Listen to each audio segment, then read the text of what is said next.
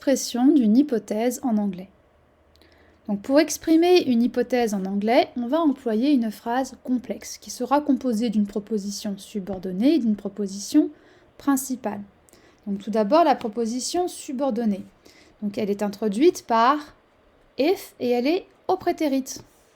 Exemple: If I found wood, I would build a shelter. Si j'avais du bois, je construirais un abri. Donc find, le verbe trouver, est au prétérit ici found.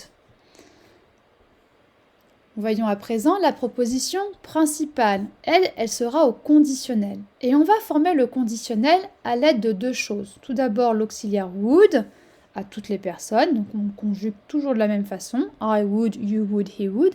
Et on rajoute la base verbale. Donc petit rappel, la base verbale, c'est le verbe à l'infinitif sans tout.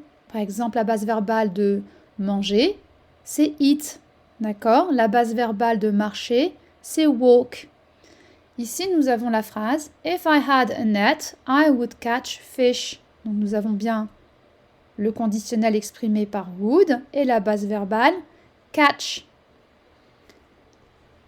Alors, would peut se mettre à la forme négative. Et là, nous aurons wouldn't, qui est en fait le contracté de would et not.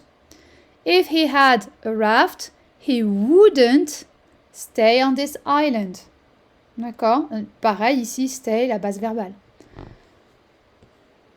Would peut aussi se contracter après un pronom personnel sujet et on écrira apostrophe D. If he had wood, he'd build a raft. S'il avait du bois, il construirait un radeau avec toujours la base verbale build ici. Enfin, quand le verbe be est dans la subordonnée en if, on va conjuguer be, were à toutes les personnes, quelle que soit la personne. Normalement, c'est I was, you were, he was, we were, you were, they were. Là, on va mettre were à toutes les personnes quand la situation a peu de chances de se produire. Par exemple, if I were a castaway, il y a peu de chances que je sois échoué sur une île.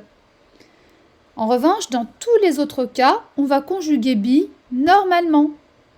Donc là, on revient à la conjugaison ordinaire de be. I was, you were, he was, etc. Donc, if I was in the USA, c'est probable, je peux prendre un billet d'avion et partir aux États-Unis. Voilà, le cours sur l'expression de l'hypothèse en anglais est terminé. J'espère qu'il aura été utile.